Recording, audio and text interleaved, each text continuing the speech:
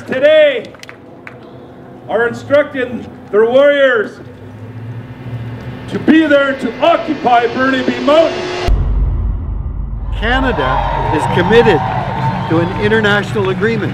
And all I'm here to say is, all right, Prime Minister, you signed on our behalf, live up to it. And that means no pipelines, no fracking, no tar sands, no shipping in the oceans. We got to get on with sunshine and wind. What's sacred, and this is sacred.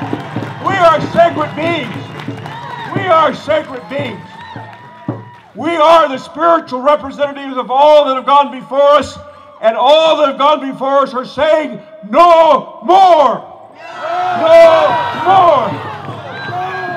Would we bulldoze their churches? Would we bulldoze their graveyards? No! And so why is it okay for them to come into our homelands and bull down the very sacred places where we pray and have prayed for thousands and thousands and thousands of years? My name's Claire. I'm a settler from Treaty 6 territory in Edmonton, Alberta. Oil and gas has put food on the dinner table my whole life. Both of my parents worked in the industry, and I'm here in Burnaby, on Burnaby Mountain, supporting Indigenous communities who are resisting this pipeline. My name is Connor Hoos, and I'm with the Secwepemc Nation, but also representing for the Tiny House Warriors and the Secwepemc Women Warrior Society, here in solidarity with the Tsleil-Waututh Nation, stopping this pipeline by any means necessary, occupying our lands to assert our jurisdiction and authority over Indigenous unceded territories. The Alberta government likes to talk a lot about jobs and the jobs that this pipeline will create, but these aren't permanent jobs, they're not unionized jobs.